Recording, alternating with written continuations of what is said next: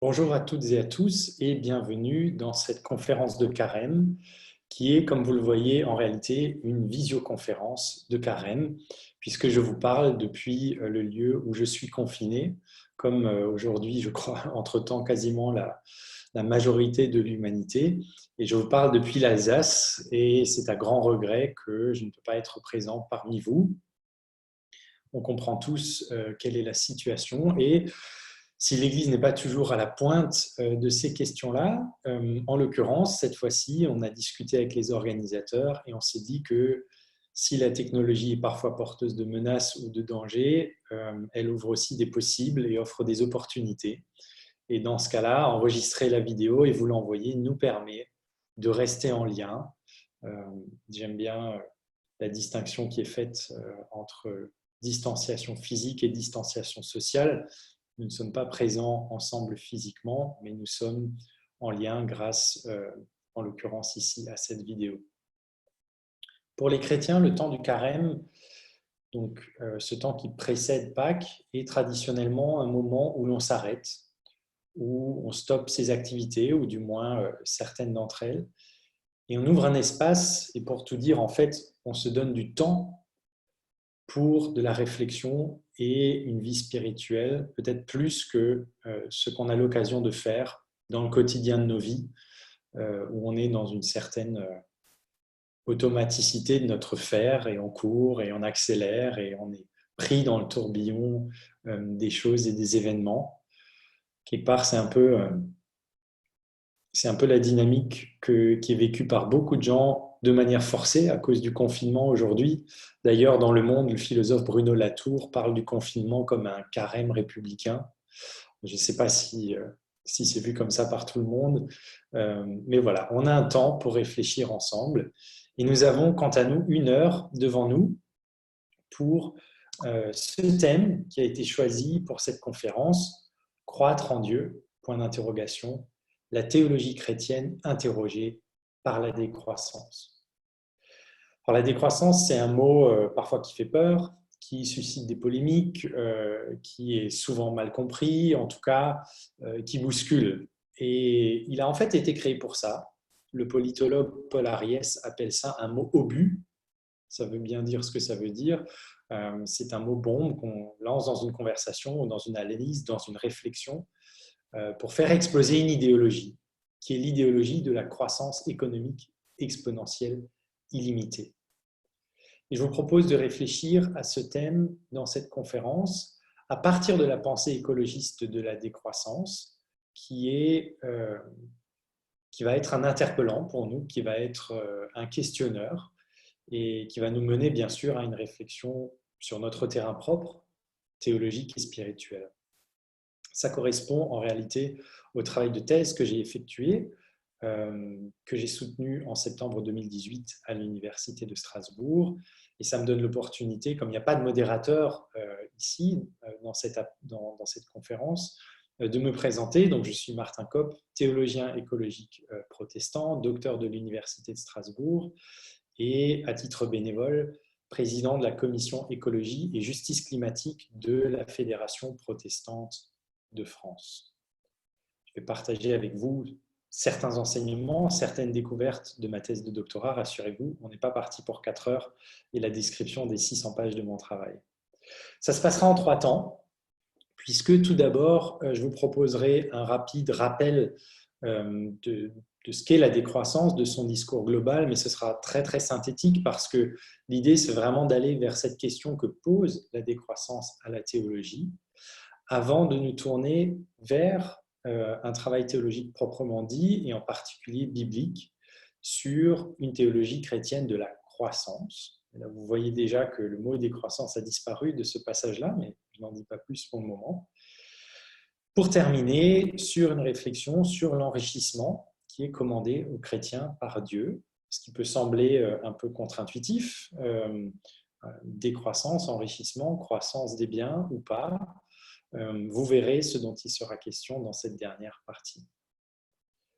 Mais d'abord, vous vous êtes peut-être demandé pourquoi il y avait comme photo introductive un escargot.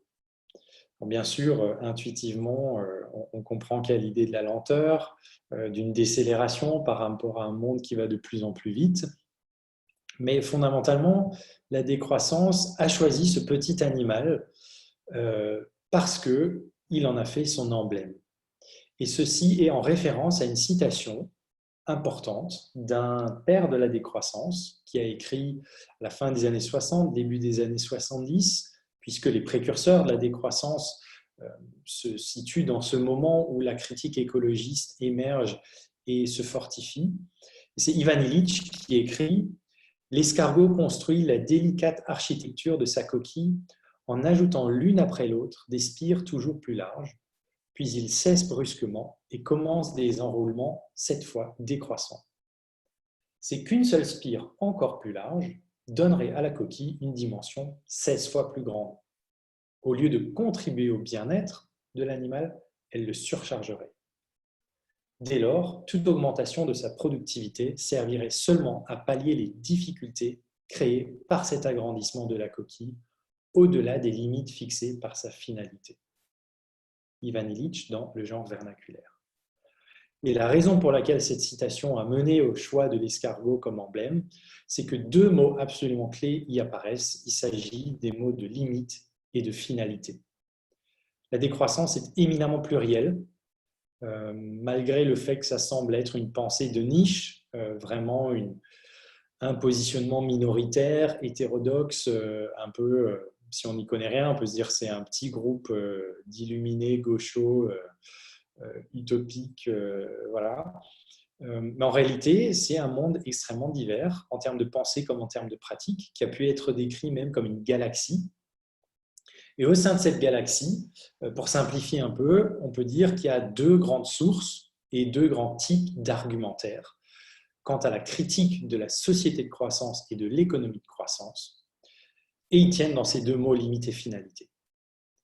La limite, tout d'abord, avec un argumentaire qui avance que l'économie de croissance est non soutenable. On est là dans un argumentaire proprement écologiste, c'est-à-dire qu'on regarde l'ensemble des consommations, des productions et des productions de déchets, c'est-à-dire l'usage des ressources et les émissions de polluants. On est dans un discours proprement scientifique, c'est-à-dire qu'ici, on va convoquer des indicateurs, on va convoquer des statistiques, des données, on va se situer dans ce qu'on peut appeler le jugement de fait, c'est-à-dire un certain type de rationalité qui est une rationalité calculatrice. En grec, on dirait le logos épistémikos, la raison calculatrice ou mathématique. On n'est pas dans quelque chose qui se débat, on est dans quelque chose qui se calcule. Et pour les décroissants, il est évident, et vous lisez ça dans un nombre croissant d'études respectées, avec des indicateurs qui sont entre-temps entrés dans des rapports annuels de l'ONU, comme le rapport de l'ONU sur le développement. Bref, tout un matériau scientifique qui identifie et calcule des frontières qu'il ne faudrait pas dépasser d'un point de vue écologique et qu'en réalité, aujourd'hui, pour beaucoup d'entre elles, on dépasse d'ores et déjà. De manière générale, on est en situation de dépassement de l'empreinte écologique soutenable de la planète, puisque vous avez peut-être à l'esprit ce chiffre selon lequel l'humanité consomme 1,7 planètes par an. En 2019, c'est le 29 juillet, entre le 1er janvier et le 31 décembre, c'est le 29 juillet qu'on avait consommé l'ensemble du budget écologique de la planète. Ce n'est pas le propos principal de la conférence aujourd'hui, donc normalement j'ai des chiffres, je vous montre tout ça, j'explique. On passe rapidement sur ce point et sur cette source-là de l'argumentaire décroissant, parce que ce qui va nous intéresser majoritairement, c'est le deuxième argumentaire qui traite de la finalité et qui avance que la société de croissance est non souhaitable. Donc vous voyez déjà dans le jeu de mots entre passer de non soutenable à non souhaitable, on est dans un autre registre. On est ici dans une critique culturaliste ou, pour le dire autrement, dans un argumentaire sociétal qui relève d'un débat philosophique où, c'est là bien sûr où on met en avant déjà notre propre terrain, un débat théologique, des considérations spirituelles, puisqu'on n'est plus dans le jugement de fait, mais on est dans le jugement de valeur. On n'est plus dans le rationnel qui se calcule, on est dans la question du raisonnable, c'est-à-dire d'une raison délibérative, d'un débat.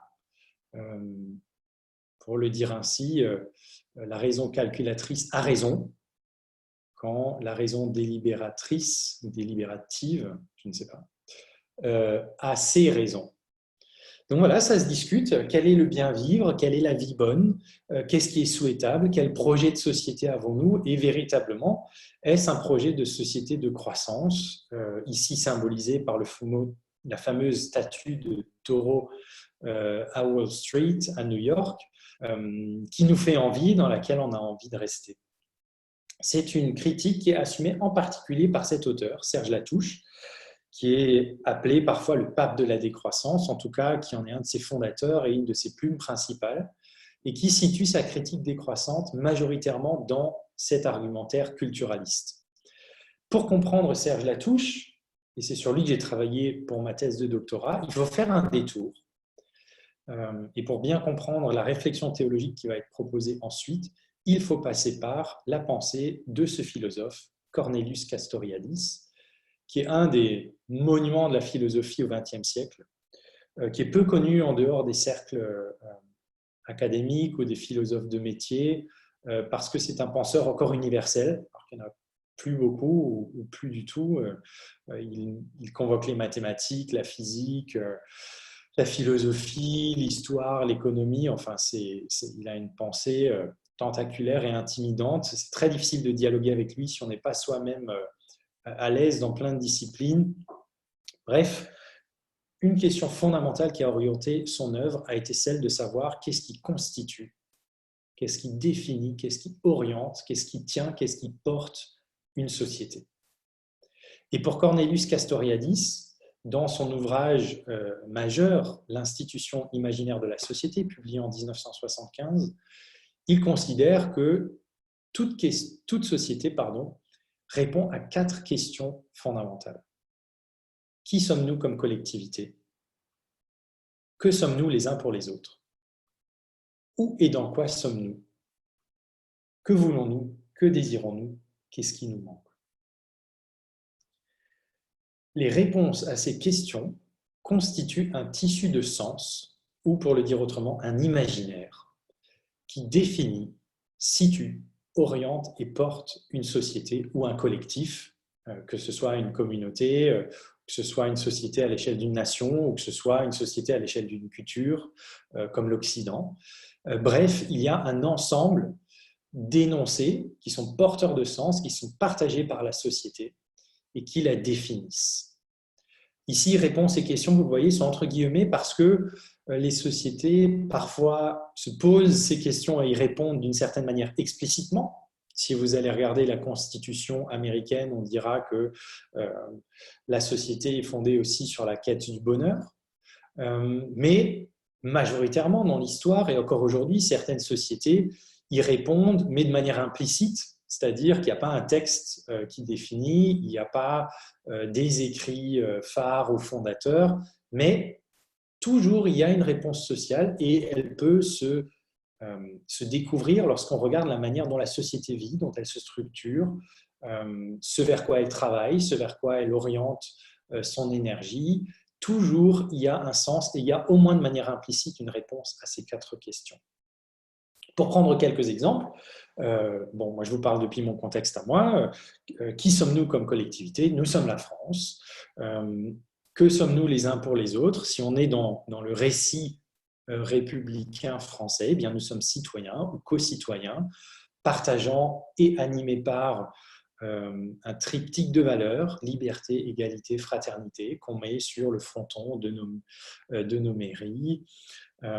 Et puis, où et dans quoi sommes-nous? On se comprend dans la vision occidentale comme étant dans une société humaine, dans une culture, laquelle est entourée de la nature, sauf à ce qu'on ait une compréhension très large où la nature est tout ce qui est, mais en général, on est dans un dualisme entre nature et culture.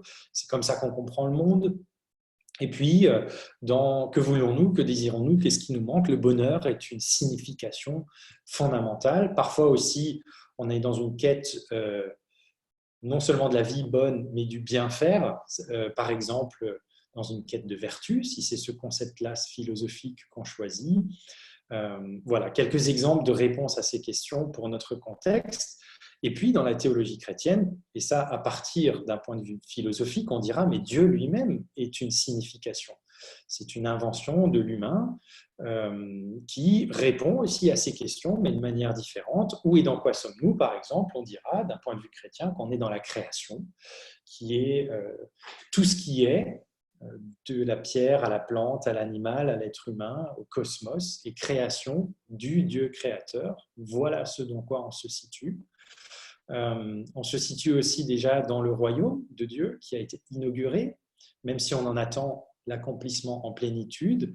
Répondre à la question où sommes-nous, c'est à la fois dans la création et déjà dans une réalité eschatologique, pas commencer à utiliser des mots techniques, mais une réalité des temps derniers qui appelle à être accomplie.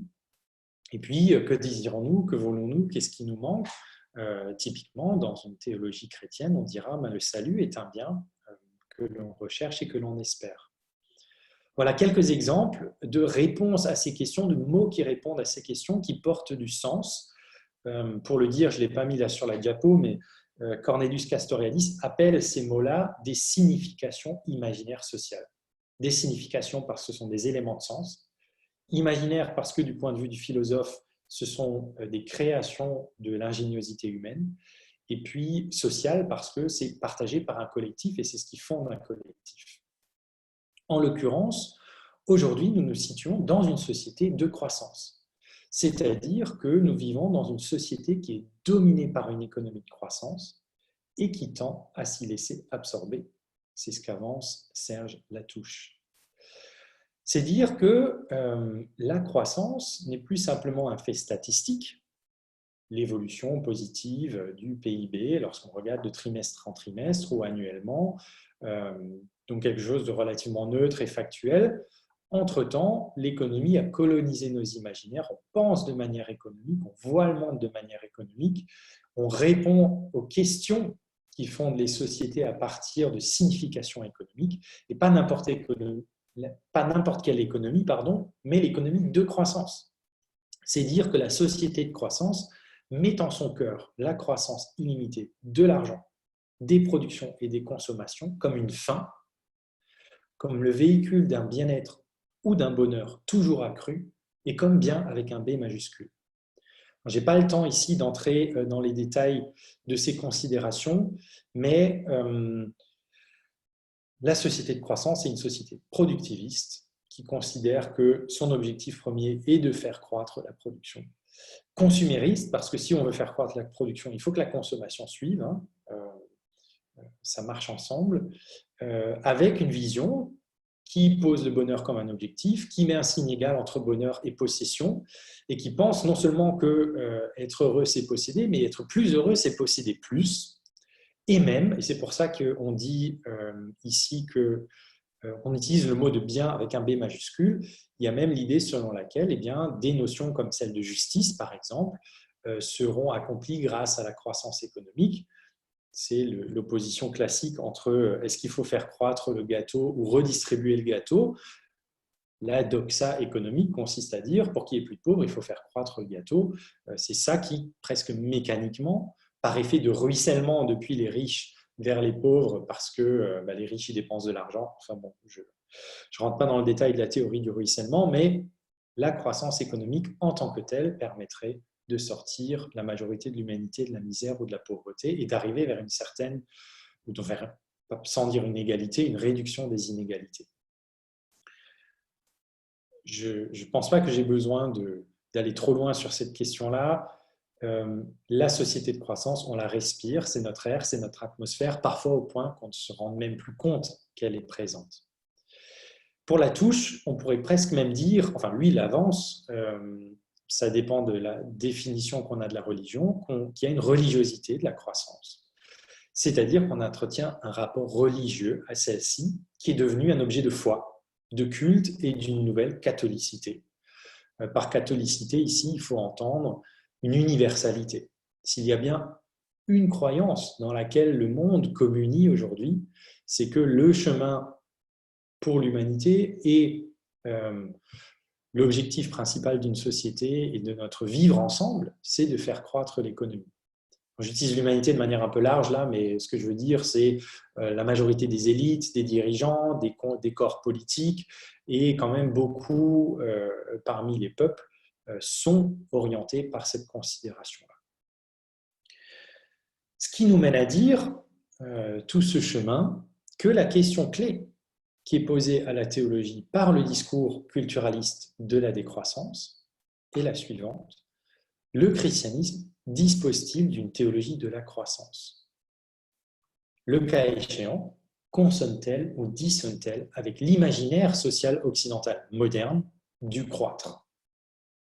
Et c'est un peu contre-intuitif parce qu'on pourrait se dire, la pensée écologiste de la décroissance, elle demande à la théologie et au christianisme, est-ce que la foi chrétienne valorise une certaine simplicité de vie, une sobriété, ou pour le dire avec la formule de Pierre Rabhi, une sobriété heureuse, une simplification, des renoncements, le don, le partage, voire même, pour le dire avec une formule qu'on utilisait dans le temps, une pauvreté évangélique. Aujourd'hui, le mot pauvreté fait tellement peur que c'est assez compliqué de l'utiliser comme ça, il peut être mal compris. Voilà. Est-ce qu'au fond, la foi chrétienne, dans le contexte de la vie d'aujourd'hui, du monde d'aujourd'hui, pour les pays développés, pour les chrétiens riches ou les chrétiens qui vivent dans ces pays-là, soutient une décroissance des modes de vie? Pour moi, c'est l'inverse. La question première que la théologie pose, c'est de dire, si effectivement au cœur de notre imaginaire se situe le croître, la première question et la vraie question que pose le mot décroissance, c'est une mise en interrogation du croire au croître. Avons-nous une théologie de la croissance? Et peut-être que dans un deuxième temps, dans un second pas, il peut y avoir des décroissances qui émergent, mais au sein d'une réflexion sur le croître. En bon protestant, mon réflexe premier a été de me tourner vers les Écritures, et telle est la seconde partie. Regardons à présent ce qui peut en être d'une théologie chrétienne de la croissance. Pour ce faire, j'ai constitué, parce que je ne l'ai pas trouvé, à ma connaissance, ça n'a pas été fait auparavant, un inventaire exhaustif de toutes les croissances que vous trouvez dans la Bible.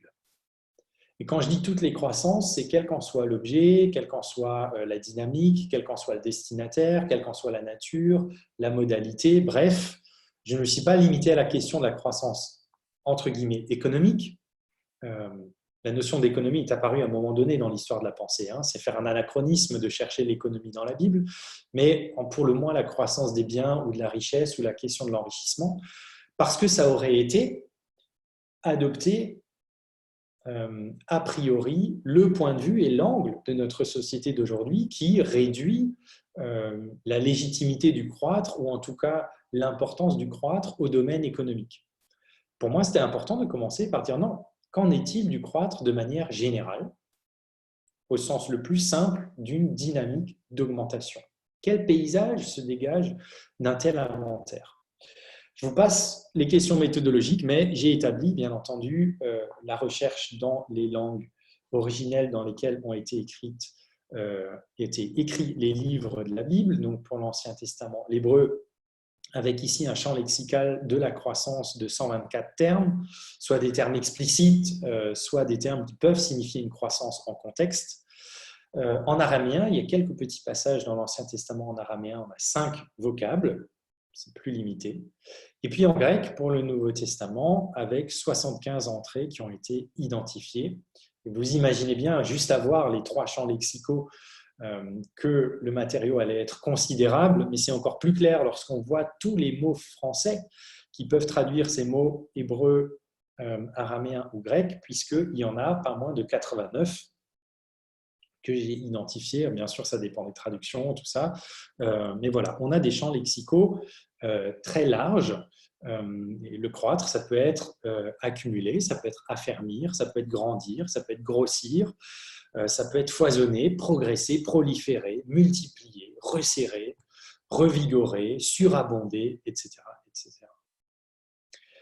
Le matériau constitué est considérable puisque j'ai répertorié environ 1000 passages que j'ai organisés en typologie, en les ventilant, suivant les 4 questions de Castoriadis. Quelles sont les croissances dans la Bible qui répondent à la question « Qui sommes-nous comme collectivité ?» Quelles sont celles qui répondent à la question « Que sommes-nous les uns pour les autres ?» À la question « Où et dans quoi sommes-nous ?» et à la question de l'orientation de la société. Alors, parce qu'on est là sur un ordinateur ensemble, j'en profite pour vous montrer à quoi ça ressemble, cet inventaire, fait un peu dans les coulisses de la recherche. Voilà, c'est un tableau Excel. Je me suis beaucoup amusé, dans ma méticulosité toute protestante, à inventorier et puis à ventiler, comme je vous l'ai dit. Donc, vous voyez, ici, on est dans la question, on est dans l'Ancien Testament, la question « Qui sommes-nous comme collectivité ?» On distingue les différentes collectivités, la collectivité humaine, la collectivité d'Israël, et puis si on descend, il y en aura d'autres. Et dans l'ordre d'apparition des textes bibliques, on prend thème par thème la multiplication des humains, la multiplication d'un nombre d'humains. On rapporte la référence, la citation, et puis, comme vous pouvez voir, les mots-clés en hébreu, et puis dans les autres fichiers en araméen et en grec. Et puis, donc, qui sommes-nous comme collectivité? Deuxième tab, que sommes-nous les uns pour les autres? Où et dans quoi sommes-nous? Que voulons-nous? Que désirons-nous? Qu'est-ce qui nous manque? Et alors, vous pouvez le voir, hein, si je descends, le matériau, il est considérable. Et puis, une 5e question qui s'ajoute à la question, aux 4 questions philosophiques de Castoriadis, la 5e question qui est « Qui est notre Dieu ?» On comprend qu'un philosophe ne se soit pas posé la question, mais dans la Bible et dans une perspective théologique, c'est une 5e question, source de sens et de signification. Voilà, c'était un petit excursus, petite pause dans le développement, qui vous montre comment ces 1000 passages ont été rassemblés. Et ensemble, ils constituent ce qu'on peut appeler, face à l'imaginaire social actuel, l'imagerie biblique de la croissance. C'est très compliqué pour moi d'essayer de vous le présenter rapidement. Comment est-ce qu'on fait ça? Voilà, je me suis beaucoup posé la question et je me suis dit, une bonne manière de l'approcher et d'avoir un regard global sur ça, c'est d'une part de vous donner un exemple de croissance qui illustre ou qui répond à une des 4 questions de Castoriadis, plus à la question « Qui est notre Dieu ?»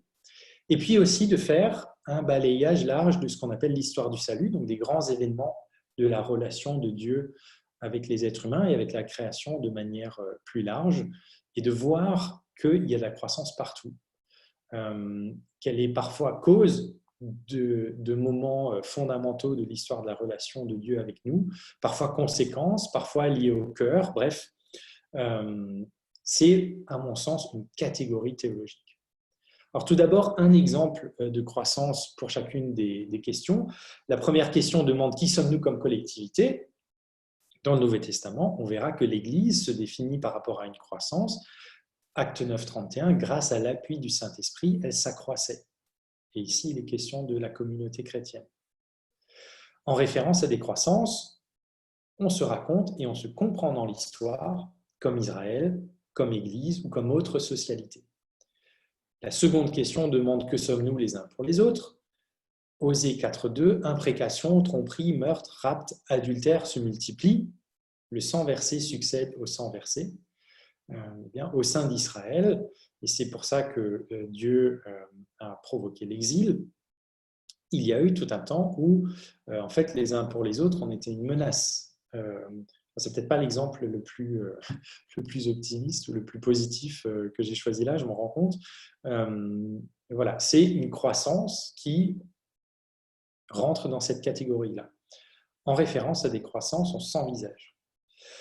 Où et dans quoi sommes-nous? J'ai choisi de citer Genèse 1, 22. Dieu bénit en disant, et là les êtres qui sont bénis sont les animaux aquatiques et les animaux ailés. Soyez féconds et prolifiques, remplissez les eaux dans les mers et que l'oiseau prolifère sur la terre. Où et dans quoi sommes-nous? Nous sommes dans une création où d'autres êtres vivants, des êtres vivants non humains, sont au bénéfice d'une parole et d'une bénédiction pour la croissance. Les plantes et les animaux ont droit de cité dans la création, plus que ça, ils ont droit de multiplicité.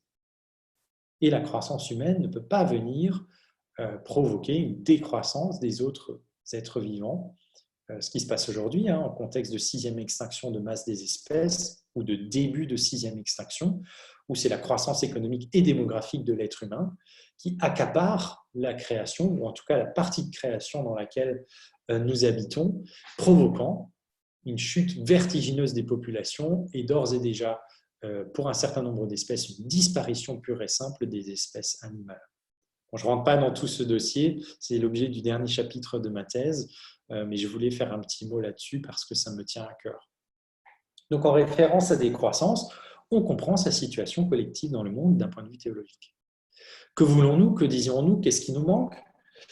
Deutéronome 1,11, qu'Adonai, le Dieu de vos pères, vous multiplie encore 1000 fois plus. Ici, c'est Moïse qui parle. Il vient de constater que Dieu a tenu sa promesse, que le peuple d'Israël a été multiplié, qu'il est nombreux comme les étoiles du ciel. Quel est son souhait immédiatement après? Eh bien, que le Dieu de vos pères vous multiplie encore 1000 fois plus. La croissance démographique pour le peuple d'Israël est quelque chose de très important. C'est l'objet de la bénédiction de Dieu, c'est lié à la force du peuple d'Israël.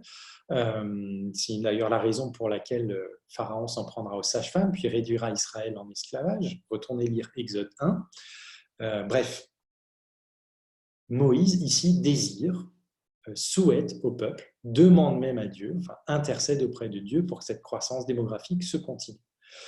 Un petit mot, parce que vous retrouverez cela dans d'autres slides dans la présentation. Ici, j'ai dit que Adonai, le Dieu de vos pères, etc. Vous voyez que sur la diapositive, il y a 4 lettres en capitale, YHWH. Cela rend compte qu'ici en hébreu, on a ce qu'on appelle le tétragramme, c'est-à-dire le prénom de Dieu, enfin le nom personnel de Dieu, qui en hébreu est 4 consonnes, Yod, He, Wav, He, qui ne sont pas vocalisées, c'est-à-dire qu'on n'a pas les voyelles, on ne sait pas quelles sont les voyelles. Parfois, on essaye et on dit Yahvé. Si vous mettez A et 2 et ensuite, entre ces consonnes, vous avez Yahvé. Mais en fait, on n'en sait rien. Et dans la tradition juive, on ne prononce pas le nom de Dieu. On dit Adonai à la place. Et dans de nombreuses traductions françaises, vous aurez ici que le Seigneur, le Dieu de vos pères, vous multiplie encore 1000 fois plus.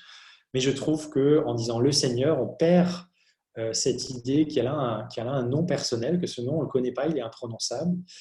Il relève du mystère de Dieu, il parle du fait que Dieu n'est jamais saisissable pleinement, et ça commence par son nom qui nous est caché. Enfin, il nous est à la fois donné et caché, on n'a que les consonnes. Et donc j'aime bien mettre ici le tétragramme aussi en français, en tout cas avec les 4 lettres dans l'alphabet latin. Et je prononcerai Adonai à la place. Voilà, ça vous explique et ça arrivera encore. En référence à décroissance, on s'oriente au sein d'une collectivité et en tant que telle. Enfin, 5e question, qui est notre Dieu? Ici, l'exemple, c'est Luc 2,40. Quant à l'enfant, et il est question de Jésus, il grandissait et se fortifiait. Autrement dit, ça paraît bête à dire, mais de fait, c'est dans la Bible, une réalité de l'incarnation, c'est que Jésus a grandi. Il a connu la croissance du corps, il y a du poil qui lui a poussé, ses muscles se sont développés, peut-être aussi il était un peu comme nous autres adolescents dans nos souvenirs disproportionnés, avec des longs bras, etc. Enfin bon, voilà, ça m'a amusé un peu de considérer ça, mais la réalité de Dieu qui a vécu l'existence humaine, c'est aussi d'avoir vécu une croissance et une fortification de son corps. C'est ça la réalité aussi de l'incarnation. On dit parfois des chrétiens qu'ils ont cru en Dieu, mais Dieu a cru dans son humanité. Si on met un chapeau, un accent circonflexe et qu'on aime bien les jeux de mots comme moi, voilà. Qui est notre Dieu? Quant à l'enfant, il grandissait et se fortifiait. Il y eut de la croissance en Dieu. Et en référence à des croissances, on apprend aussi à connaître Dieu. Voilà pour un exemple de croissance pour chacune de ces 5 questions donatrices de sens. Et quand on se tourne vers l'histoire du salut, c'est passionnant, il va falloir que je fasse gaffe à ne pas être trop long, parce qu'on se rend compte qu'il y a de la croissance partout, non seulement dans la Bible, de la Genèse à l'Apocalypse, de la Torah au Nouveau Testament, dans la Torah, les prophètes, les écrits, dans les évangiles, les lettres, l'Apocalypse, bref, il y en a partout, elle a un rôle fondamental. Alors les événements de l'histoire du salut, on les rappelle rapidement, il y a la création, le déluge et le renouveau, l'alliance avec les patriarches, l'esclavage du peuple en Égypte, la libération d'Égypte, le don de la loi, la conquête de Canaan, la vie dans le pays, le péché du peuple, l'exil, la restauration, et puis du côté du Nouveau Testament, la venue de Jésus-Christ, la croix et la résurrection, l'annonce de l'Évangile, l'Église, la vie chrétienne et la réalité du royaume à la fois présente et non encore accomplie en plénitude. Lorsqu'on prend ces événements un à un, je vais vous fournir un exemple pour quasiment chacun des événements pour voir qu'une croissance y est liée, en est cause, en est conséquence ou participe de cet événement. La création mène à l'advenue de la première décroissance de l'histoire et en fait du texte biblique, puisque c'est la pousse des plantes. Genèse 1,12, la terre fit sortir de la verdure, de l'herbe qui rend féconde sa semence selon son espèce, des arbres qui portent des fruits ayant en eux-mêmes leur semence selon leur espèce. Après l'expérience de la création, et ce qui mène au déluge, c'est une croissance de la méchanceté. Genèse 6,15, Adonai vit que la méchanceté de l'humain se multipliait sur la terre. Sorti du déluge et dans l'expérience de renouveau, une sorte de reboot de la création, il y a renouvellement de la parole de Dieu en vue de la croissance des êtres vivants. Genèse 8,17, qu'il grouille sur la terre, qu'il soit fécond et prolifique sur la terre. L'alliance des patriarches avec les patriarches se dit dans des promesses qui comprennent des promesses de croissance, par exemple en termes de nation, Genèse 12,2, « Je ferai de toi une grande nation et je te bénirai, je rendrai grand ton nom, sois en bénédiction ».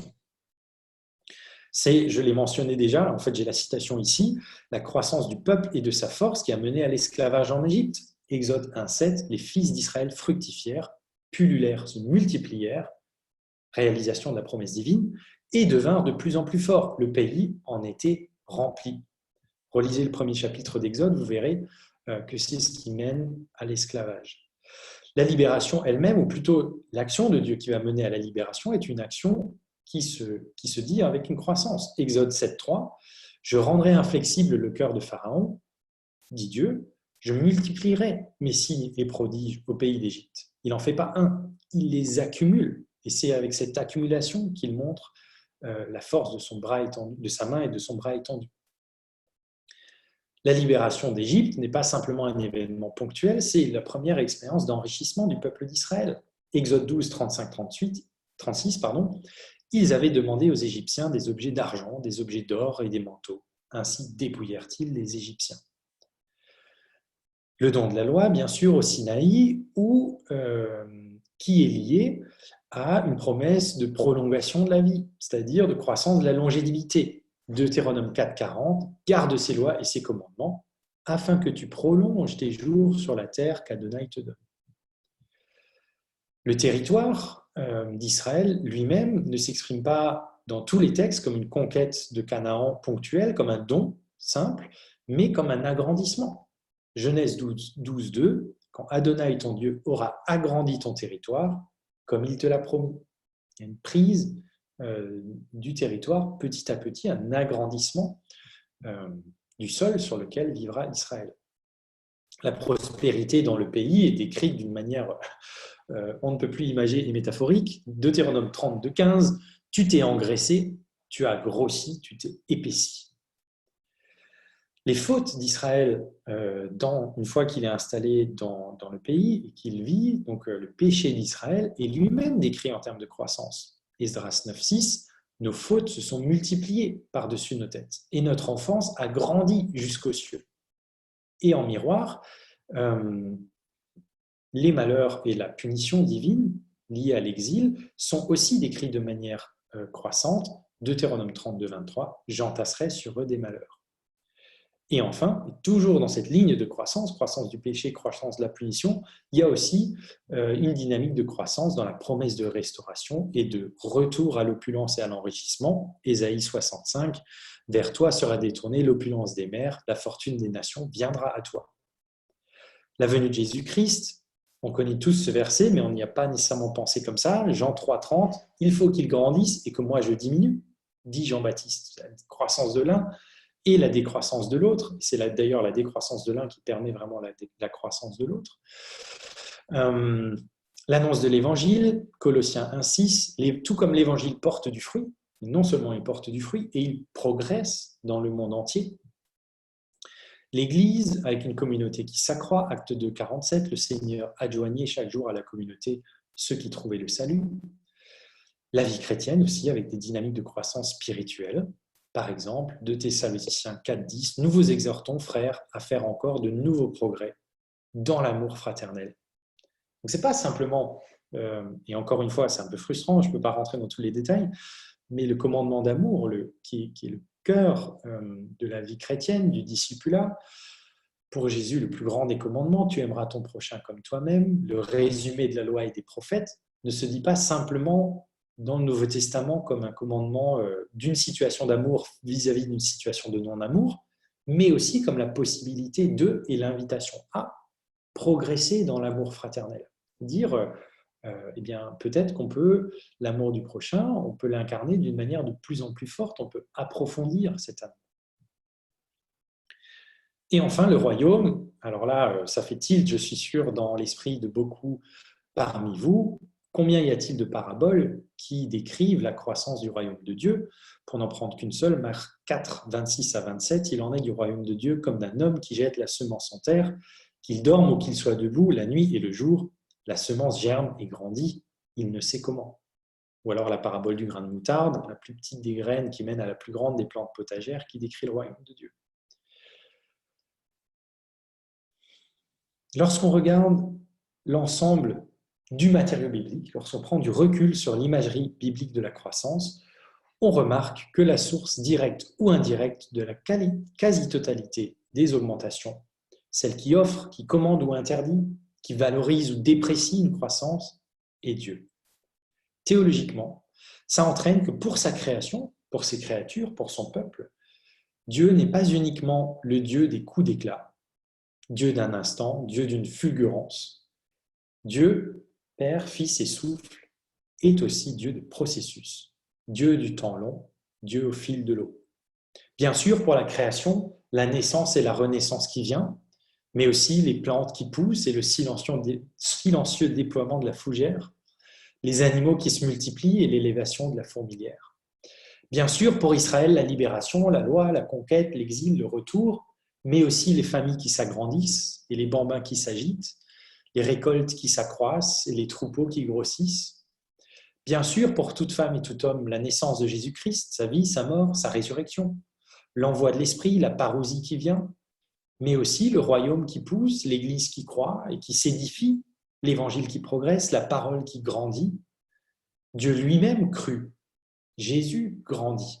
Il gagna en sagesse et en faveur. Et il crut devant Jean, qui s'effaça. La croissance apparaît donc comme une partie décisive de la relation de Dieu avec le monde, au cœur de leur histoire partagée.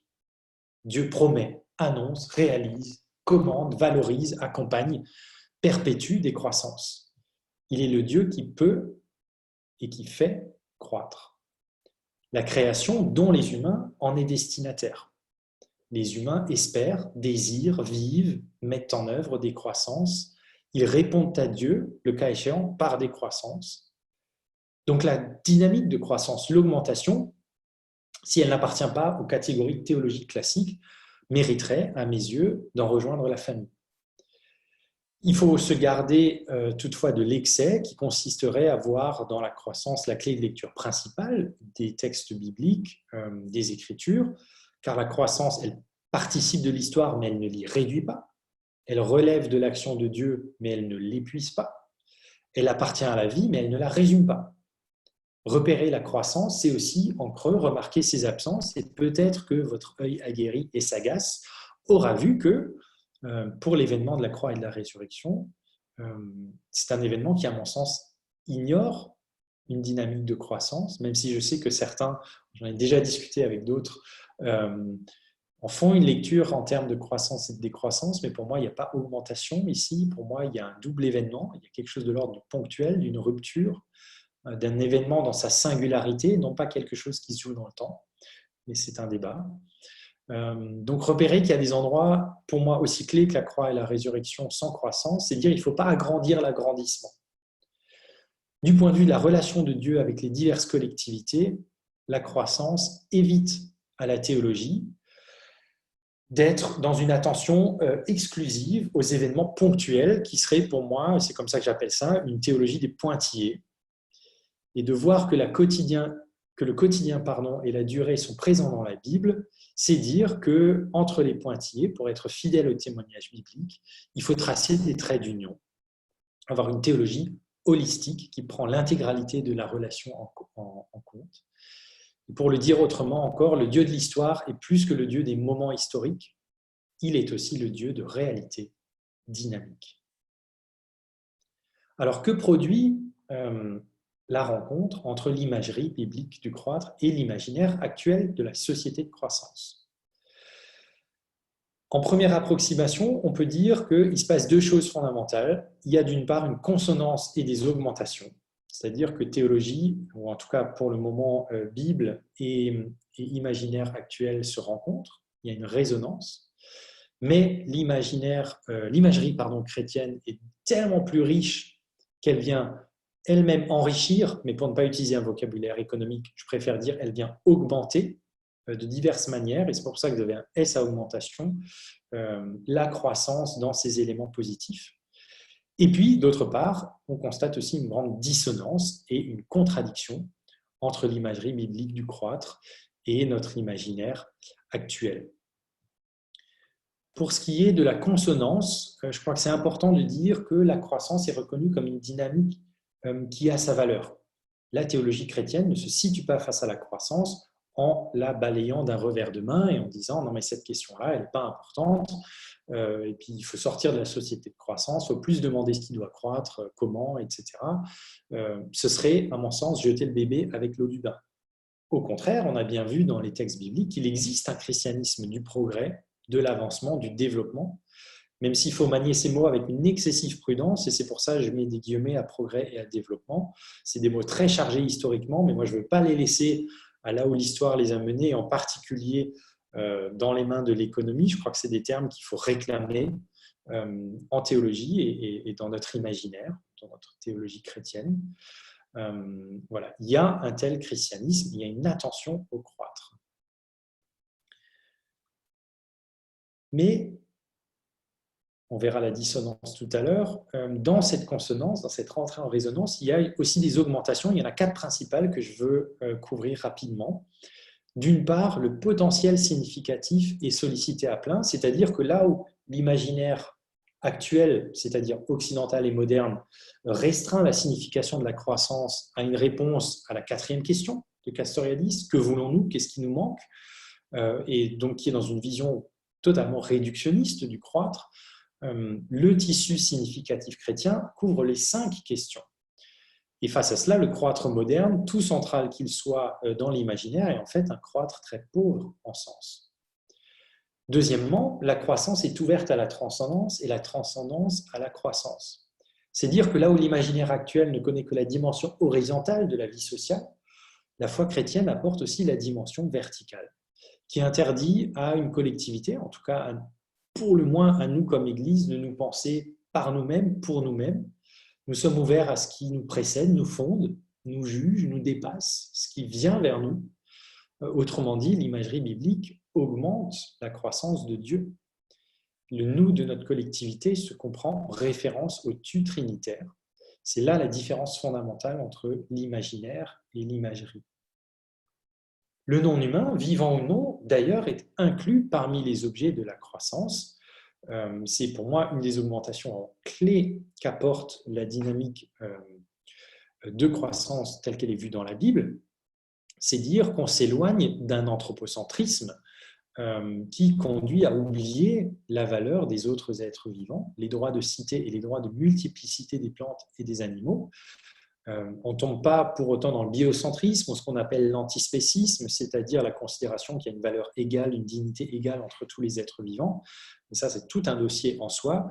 Mais pour le moins, il nous faut redécouvrir la valeur de ces êtres vivants-là et la légitimité devant Dieu de leur croissance, la pousse des plantes et la croissance de populations animales jusqu'au remplissage de leur domaine d'existence, les eaux, le ciel, la terre, Nous ne sommes pas les seuls et nous devons vivre en cohabitant ou en colocataire d'une création qui est une maison pour beaucoup d'autres.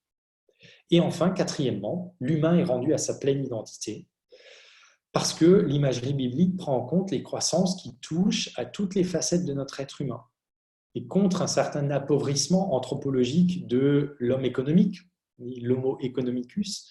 La croissance dans la Bible porte attention à la vie psychique, spirituelle et morale de l'être humain. Elle envisage ces dynamiques. Il y a certaines qui sont encouragées, d'autres qui sont découragées, mais on est rendu à la pleine richesse et à la pleine complexité aussi de nos êtres comme êtres humains. C'est dire que le bien-être compte, mais il est pris au sérieux dans son sens effectif de bien-être, c'est-à-dire bien-être avec soi, bien-être avec les autres, bien-être avec Dieu, que le bien-avoir du bien-être de l'économie a largement éclipsé, pour ne pas dire même écrasé. Et puis, il y a une dissonance fondamentale, et celle-ci concerne les significations dites économiques du croître qui se contredisent. En effet, et on le verra un peu plus clairement tout à l'heure, il y a une contradiction interne à la Bible, puisque sur ce point, dans le Nouveau Testament, il y a une grande tension vis-à-vis de l'Ancien Testament, mais on va le voir tout de suite. Pour ce qui est du Nouveau Testament, on ne connaît pas les notions de production ou de consommation, mais les notions de trésor, de gain, de richesse et de profit. On connaît aussi, bien sûr, la notion d'argent. Et en tout cela, de façon quasi exclusive, l'imagerie chrétienne est en dissonance. C'est dire que cette croissance-là n'est pas la fin de la communauté chrétienne. Elle ne véhicule pas un bien-être, au sens fort du mot être, toujours accru. Elle n'est pas le bien, avec un B majuscule. Plus encore, l'enrichissement, il est interdit. La volonté de croissance correspondante qu'on trouve dans le Nouveau Testament sous ses formes de cupidité, d'avarice, de rapacité, de convoitise, d'amour de l'argent, d'âpreté au gain, sont condamnées et sanctionnées avec la plus grande fermeté. Il n'y a que la parabole des talents et la parabole des mines qui doivent être étudiées de manière plus approfondie, parce qu'à première vue, il y a un décalage apparent avec le reste du témoignage. Pour nouer la gerbe, la foi chrétienne a un intérêt pour la croissance, c'est ce fait de consonance. C'est une question qui est aussi notre question, c'est une question qu'on ne laisse pas, qu'on ne lâche pas, mais elle pose la question fondamentale du sens. La croissance, oui, mais de quoi? Pourquoi? Quelle en est la finalité? Quel en est le sens? Pour qui? Qui en sont les bénéficiaires? Comment? Quelles en sont les modalités? Et puis jusqu'où?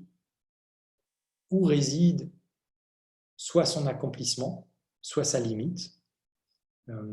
La limite, ça peut être une limite matérielle, lorsqu'on parle par exemple d'écologie, le croître au sein de la création ne doit pas dépasser des limites créationnelles, la zone de soutenabilité écologique. Ça peut aussi être un accomplissement, lorsque les animaux se multiplient, enfin sont féconds, se multiplient, l'accomplissement de cette croissance-là est le remplissage du domaine d'existence. C'est une croissance qui est un moyen en vue d'une fin. Pour le dire avec une autre image, l'arbre ne croît pas jusqu'au ciel, il croît jusqu'à sa taille où il produit des fleurs, et à travers les fleurs, des fruits, et à travers les fruits, la vie se perpétue. 5 questions fondamentales qui concernent le sens du croître. Parmi ces 5 questions, je vous propose, dans la dernière partie, le dernier moment, ensemble, de faire un focus, et là, parce que vous imaginez bien qu'avec un matériau tellement immense et à mon sens, vraiment une catégorie théologique de la croissance, les réflexions qui découlent de cela sont légion, pourraient être légion. Je vous propose un focus au cœur de la dissonance qu'il y a entre le témoignage biblique et la société de croissance actuelle. Et le cœur de la dissonance, ce ne serait pas d'aller voir les textes qui condamnent l'enrichissement ou qui mettent en garde contre la volonté de croissance économique ou la croissance de la richesse ou des biens matériels, des possessions d'une personne. Pour moi, la pointe la plus fine de la dissonance, c'est d'aller voir les quelques textes, parce qu'il y en a 6 on va le voir ensemble, dans le Nouveau Testament, où Dieu commande une croissance aux chrétiens ou à l'Église. Ce qui peut être un peu interloquant, se dire, mais est-ce qu'on a quelque chose de l'ordre d'une contradiction dans le témoignage biblique et théologique? Donc, c'est là où il y a l'épicentre du choc des significations, du choc des sens entre l'imagerie et l'imaginaire. Pour commencer, je souhaite faire 2 rappels théologiques, car le terrain est un peu miné et ce sont 2 précautions que j'aimerais prendre avant d'avancer. Le premier rappel théologique, c'est de dire qu'il y a aux yeux de la foi chrétienne, une dignité et une valeur de la matière. Il n'y a pas de rejet des biens en tant que tels. Au contraire, la confession du Dieu créateur, la croyance dans l'incarnation de Dieu en Jésus, c'est-à-dire l'entrée dans la matière, et l'espérance de la nouvelle création de toutes choses confèrent dignité et valeur à la matière. C'est pourquoi en 1977, le théologien canadien Ronald Sider dit justement que la foi biblique ne connaît pas la notion ascétique selon laquelle abandonner la nourriture, les possessions ou le sexe est intrinsèquement vertueux. La seconde chose à rappeler est que Dieu se soucie de ce que ses créatures aient les biens nécessaires pour vivre dignement. Le manque et la misère sont à combattre. Et cette volonté divine, elle est évidente d'un bout à l'autre des Écritures. Par exemple, et vraiment pour ne citer qu'un seul texte, à la fin de l'Évangile selon Matthieu, parmi toutes les actions qui justifient lors du jugement dernier, et en fait les premières, si je ne me trompe pas, Matthieu 25, 35, « J'ai eu faim et vous m'avez donné à manger. J'ai eu soif et vous m'avez donné à boire. » Les chrétiens ne sont donc pas appelés à fuir le monde, à fuir leur corps ou leur corporéité dans une sorte de néoplatonisme où le corps c'est mauvais, il faut s'en libérer, vivement qu'on retourne dans le monde des idées, etc. Les chrétiens sont habités à habiter le monde et leur corps, mais selon un usage légitime et à ressentir de la gratitude. Et cela plaît à Dieu. Donc en rappelant ça, j'entends éviter tout malentendu fâcheux, parce qu'il est vrai que dans l'histoire du christianisme, ce n'est pas toujours ce discours-là qui a été porté. Mais je ferai même un pas de plus, puisque je défendrai que le christianisme va au-delà de la nécessité et valorise un certain rapport de plaisir au bien que la nature et la vie nous offrent, c'est-à-dire un hédonisme, c'est un mot qui vient du grec hédoné, qui signifie plaisir. Et en l'occurrence, l'hédonisme chrétien se décline dans le régal, la savouration et la fête. Commençons par le régal. Le théologien, je vais boire un coup d'eau.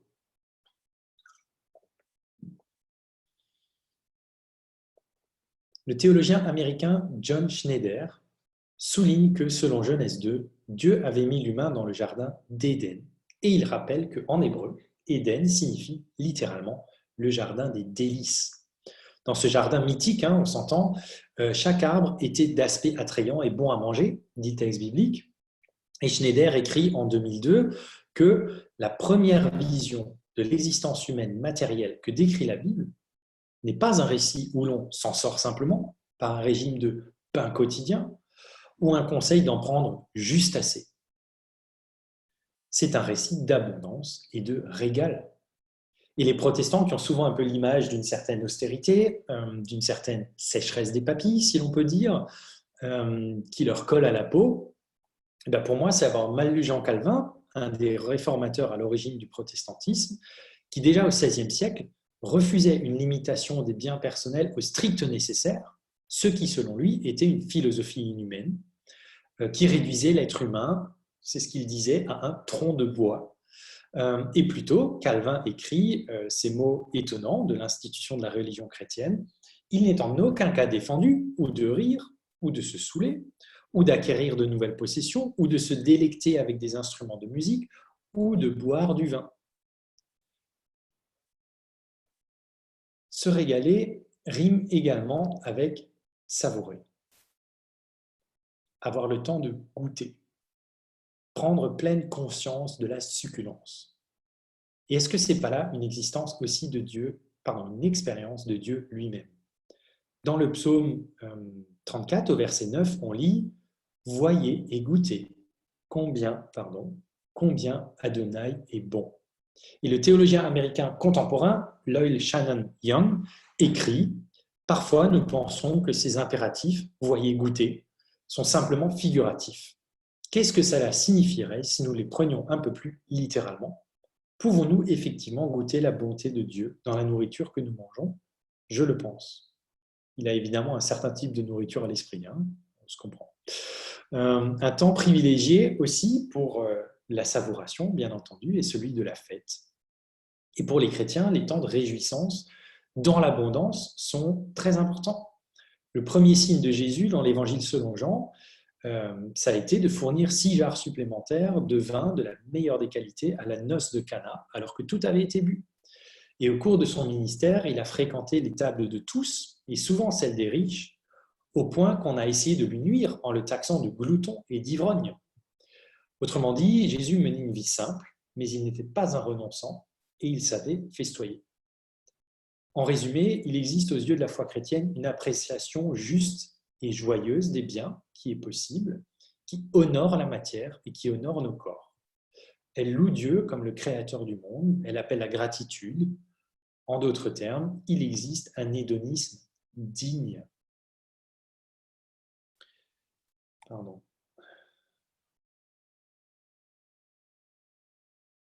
Cela étant dit, est-ce que cette valorisation d'un certain niveau d'avoir, de ce que j'appelle un bien avoir, se prolonge mécaniquement, comme automatiquement, dans la légitimité d'avoir plus pour s'enrichir et même toujours plus? On trouve ici un lieu de discordance fondamentale entre les deux grandes parties de la Bible, je l'ai mentionné déjà. Rentrons un peu dans le détail pour dire que dans la Bible hébraïque, l'enrichissement est en général valorisé, depuis la croissance de l'opulence des patriarches jusqu'à l'enrichissement d'Israël en Canaan, en passant par celle d'individus au sein du peuple. Et entre autres passages, on a lu ce qui était dit dans le Deutéronome, « Tu t'es engraissé, tu as grossi, tu t'es épaissi ». Et ces enrichissements positifs sont souvent vus comme le fruit de la bénédiction de Dieu. Par contre, déjà dans l'Ancien Testament, bien sûr, l'enrichissement malhonnête ou qui est source d'injustice, qui ne bénéficie pas à tous, qui plonge les gens dans la pauvreté, il est fermement condamné, il n'y a qu'à lire les prophètes. Et puis, il y a les traditions de sagesse qui avancent, parfois de manière originale au sein de la Torah, en tout cas en tension avec d'autres passages, que toute quête de richesse est vaine. Vous trouvez ça, par exemple, dans l'Ecclésiaste. Dans le Nouveau Testament, par contre, l'enrichissement et la volonté d'accroître son bien sont systématiquement condamnés. Dans la parabole du semeur, pensez-y, la séduction des richesses est identifiée aux épines qui étouffent la parole et qui l'empêchent de porter du fruit. La cupidité est mise par Jésus au rang des mots qui sortent du cœur de l'humain et qui le rendent impur. L'apôtre Paul interdit toute relation avec le cupide, cet idolâtre qui saura, selon lui, priver de l'héritage du royaume. Il y a même la première épître à Timothée qui dira carrément que les personnes qui veulent s'enrichir sont prises au piège de multiples désirs insensés et pernicieux qui plongent les hommes dans la ruine et la perdition. 1 Timothée 6, 9. C'est un peu grandiloquent, mais c'est le langage de l'époque. En tout cas, le message est clair.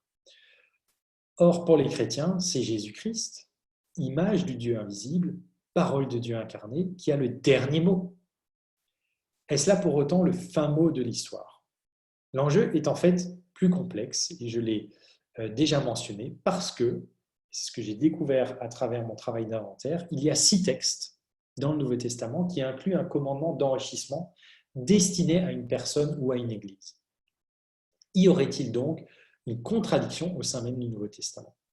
Alors, je ne le crois pas parce que si ces textes utilisent le langage de l'enrichissement, si c'est le mot, le verbe qui est utilisé, à chaque fois, et à chaque fois d'une autre façon, cet enrichissement est subverti. On va regarder ça ensemble en détail. Alors, les 6 textes considérés, qui constituent les sources bibliques de cette pensée pour finir le temps ensemble, sont les suivants. Matthieu 6, 19, 21, amassez-vous des trésors au ciel. Luc 12, 16 à 20, enrichissez-vous auprès de Dieu. 1 Timothée 6, 17 à 19, que les riches s'enrichissent de belles œuvres pour l'avenir. Apocalypse 3, 14, 21, achète de l'or purifié au feu pour t'enrichir. Et Matthieu 25, 14 à 30, parallèle Luc 19, 11 à 28, les paraboles des talents et des mines.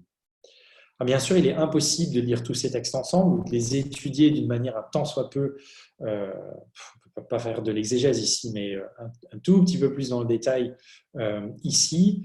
Je vais donc me concentrer sur les deux textes qui parlent à toute personne, qui sont écrits comme s'adressant à tout le monde, quelle que soit la condition d'une personne, et c'est-à-dire le commandement d'amasser des trésors au ciel et la parabole des talents. Alors dans l'Évangile selon Matthieu, au chapitre 6, 19 à 21, c'est le premier texte, on lit « Ne vous amassez pas des trésors sur la terre, où les mythes et les vers font tout disparaître, où les voleurs percent les murs et dérobent, mais amassez-vous des trésors dans le ciel, où ni les mythes ni les vers ne font de ravages, où les voleurs ne percent ni ne dérobent, car où est ton trésor, là aussi sera ton cœur. » Jésus commence par interdire à ses auditeurs d'amasser des trésors. Et trésor en grec, c'est thésauros, c'est-à-dire ce qu'on thésaurise, ce qu'on met de côté, ce qu'on accumule. Donc ici, il n'est pas question, une fois de plus, j'enfonce un peu le clou, mais il n'est pas question une fois de plus des biens nécessaires pour vivre, mais des surplus, des trésors, de ce qu'on pourrait accumuler. Ce qui ne nous mène pas non plus à minorer l'interdit, très clairement, si vous prenez ce commandement sous sa forme négative, aucune accumulation ne nous est permise. En 1954, au début de ce qu'on appellera les 30 Glorieuses, le théologien et sociologue protestant Jacques Ellul écrit que pour lui, très clairement, ça signifie le rejet de toute épargne qui ne soit pas faite dans un objectif précis, une épargne pour faire un cadeau, pour acheter une maison, pour se loger ou autre. L'épargne en soi est interdite aux chrétiens. Il faut remarquer que l'interdit du Christ ne traite pas de ce qui arrive en nos mains, que ce soit par l'hérédité, par le travail, ou éventuellement par une fortune du sort. Et cet arrivage d'ailleurs peut être conséquent, il peut même éventuellement être croissant dans le temps. L'interdit traite de ce que nous pourrions garder et amonceler en nos mains, une fois possédés. Ce qui a mené Jacques Ellul à avancer que, pour lui, l'argent doit satisfaire à nos besoins et tout le reste, intégralement, doit être donné. La pointe de l'interdit ici est de ne pas amasser des trésors sur la terre. Face à notre société de croissance, est-ce qu'on peut imaginer une parole plus contradictoire? En revanche, Jésus prescrit d'amasser des trésors dans le ciel. L'enjeu donc ici, c'est le lieu de l'accumulation. Et là, on rejoint ce que j'ai dit tout à l'heure, ce n'est pas récuser l'accumulation en tant que telle. Il y a un commandement d'accumulation, mais il y a une relocalisation. Et dans la Bible, le ciel comprend presque toujours à la fois une dimension spatiale, le ciel comme lieu, et une dimension théologique, le ciel comme espace de la présence de Dieu. Et quand Jésus commande ici d'accumuler des trésors au ciel, il dit en fait accumuler des trésors auprès de Dieu. C'est une idée qui provient du judaïsme antique, où ce sont les bonnes œuvres du juste, et en particulier les aumônes ou le don, qui sont vus comme des trésors amassés au ciel. On lit par exemple en Tobit 4, 9 à 10, « Si tu as peu, ne crains pas de faire l'aumône selon le peu que tu as. C'est un beau trésor que tu te constitues pour le jour de la détresse, parce que l'aumône délivre de la mort et empêche d'aller dans les ténèbres. » On lit aussi en 4 Esdras 7, 77, « En effet, tu possèdes un trésor d'œuvres mis en réserve auprès du Très-Haut, mais il ne te sera pas montré avant les derniers temps. » C'est donc pas un hasard si en Matthieu, et je vous invite à relire les quelques passages qui précèdent Matthieu 6, 19 à 21, ce commandement d'accumuler suit immédiatement des paroles de Jésus sur l'aumône, sur la prière et sur le jeûne. Notre texte ne le précise pas, mais on comprend que ce sont les œuvres bonnes sur la terre, ce qu'on appelait les bonnes œuvres, le bien faire, l'action juste, l'amour du prochain, et la piété véritable, c'est-à-dire la relation avec Dieu qui s'approfondit, la relation avec les autres, dans le souci du bien des autres, qui permettent d'accumuler des trésors au ciel. Alors, la nature de ces biens ou de ces trésors, elle n'est pas mentionnée, elle n'est pas explicitée. Alors, plus loin dans l'Évangile, il sera question de la vie éternelle, de l'entrée dans la joie du Maître, du royaume qui est préparé depuis la fondation du monde.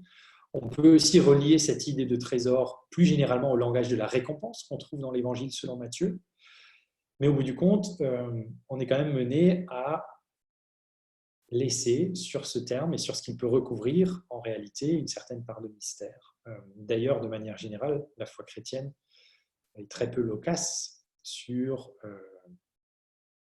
ce qu'il en est de l'au-delà, de l'après-vie, de la nouvelle création. Il y a quelque chose d'impossible à exprimer, d'ineffable, surtout si on considère que dans la nouveauté au sens propre, le neuf au sens fort, c'est quelque chose que je ne peux pas imaginer parce que c'est véritablement neuf.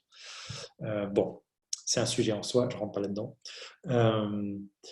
Jésus termine son propos en disant « Où est ton trésor ?» Non. « Car où est ton trésor, là aussi sera ton cœur. » Et ces dernières paroles, d'une certaine manière, sont surprenantes parce qu'on aurait pu croire qu'avec les mythes, les vers et les voleurs, la justification de l'enseignement avait été donnée. Et voici qu'une raison autre, additionnelle, est invoquée. Là où avant Jésus enseignait un « vous » dans le texte, Jésus parle maintenant au « tu », ce qui est un effet de personnalisation de l'enseignement. Là, tout d'un coup, on se dirige, Jésus parle à toi, il parle à moi, il nous parle personnellement. Il se dirige au plus intime de chacun d'entre nous. Et notez que dans cette phrase, le temps du verbe « être » change entre le début et la suite. La phrase dit « où est ton cœur ?» Pardon, « où est ton trésor ?» au présent, là aussi sera ton cœur au futur. Ce qui opère un déplacement fondamental. Ce qui compte en définitive, ce n'est pas tant le lieu du trésor, est-ce qu'il est sur terre ou est-ce qu'il est au ciel. Ce qui compte en définitive, je vous invite à méditer ça, c'est là où se situe le cœur de chacun. Or, dans la Bible, le cœur est compris comme le centre de la vie intérieure de l'humain, la source ou le siège de toutes les forces, de toutes les fonctions de l'âme et de l'esprit. C'est ce qui constitue le plus intime d'une personne, au point parfois bibliquement de désigner sa vérité même. En 1 Samuel 16,7, vous pouvez lire que quand les humains regardent à ce que voient les yeux, Dieu voit le cœur. C'est dire que Dieu voit la vérité même de la personne dans son intégralité. Finalement, donc, le Christ commande à chacune et chacun deux croissances qui sont liées. La croissance de mes trésors célestes par la croissance de ma piété et de mes actes d'amour. Je suis renvoyé à mon centre intime, à ce vers quoi je tends, moi, personnellement, en profondeur, et bien sûr, à la mobilisation de mes forces dans cette direction. Pour terminer, le moment est venu de nous confronter à la parabole des talents. Alors, je précise tout de suite, pour ceux qui ne le sauraient pas, que talent traduit le grec talanton, qui désigne en fait une somme d'argent. Et c'est même une somme gigantesque, l'équivalent de 16 années de salaire pour un ouvrier journalier de l'époque de Jésus. La parabole raconte l'histoire de 3 serviteurs, je la résume, on ne lit pas tout le texte, il est beaucoup trop long. 3 serviteurs, et avant de partir en voyage, le maître de ces serviteurs leur confie de l'argent. Et il le fait en fonction de leur capacité. Le premier reçoit 5 talents, énorme. Le second, 2 talents, et le dernier, 1 seul talent. Et pendant qu'il est parti en voyage, le serviteur qui en avait reçu 5 en gagne 5 autres, celui qui en avait reçu 2 en gagne 2 autres, et celui qui en avait reçu qu'un seul cache son talent sous la terre. Quand il rentre, le maître règle ses comptes avec ses serviteurs et il se réjouit du profit fait par les 2 premiers serviteurs qui ont été bons et fidèles, et il les récompense. Le dernier serviteur, par contre, explique avoir eu peur de son maître, qu'il savait être un homme dur, qui récolte un profit qu'il n'a pas lui-même généré, et il a donc préféré cacher le talent pour pouvoir lui rendre. Au moins, il ne l'a pas perdu. Le maître se fâche contre ses derniers serviteurs, il le qualifie de serviteur mauvais, timoré, et il lui dit qu'il aurait dû mettre ce talent à la banque, ce qui lui aurait permis, à lui, le maître, pour le moins, de toucher les intérêts. Et ce dernier serviteur est donc renvoyé. Cette parabole est-elle en contradiction avec le commandement d'accumuler des trésors au ciel et non sur la terre? La question est légitime. Est-ce qu'on a là une parabole qui encourage l'entrepreneuriat, le profit et une croissance économique? Il faut d'abord prendre en compte le contexte de cette parabole. Elle est racontée par Jésus à un moment très précis.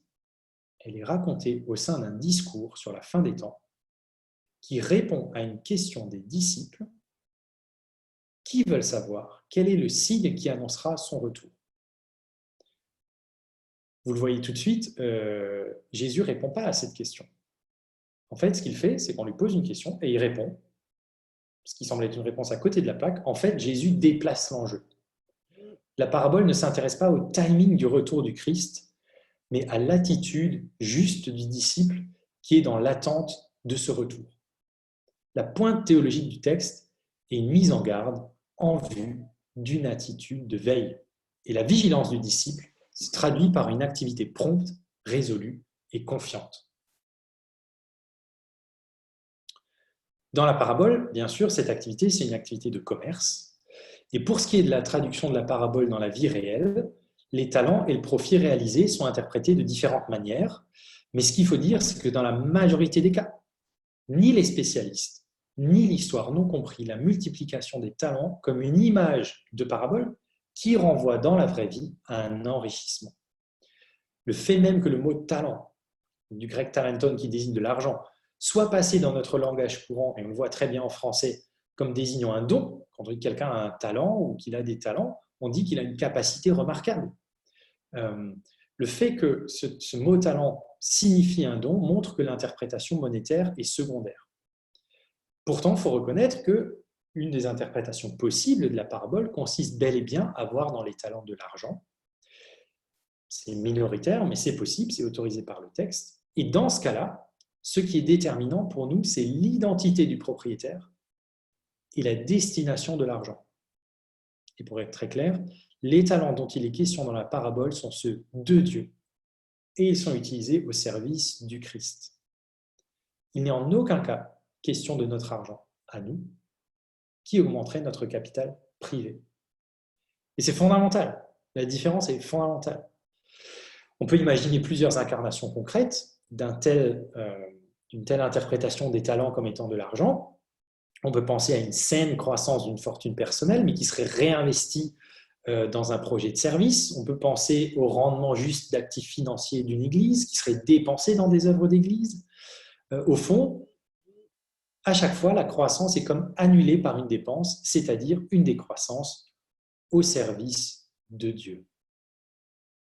C'est pourquoi j'estime que ce passage n'introduit pas une rupture au sein du Nouveau Testament avec laquelle il nous faudrait composer. Le Christ rejette ici aussi, de manière claire et nette, le but d'accumulation des biens pour soi-même.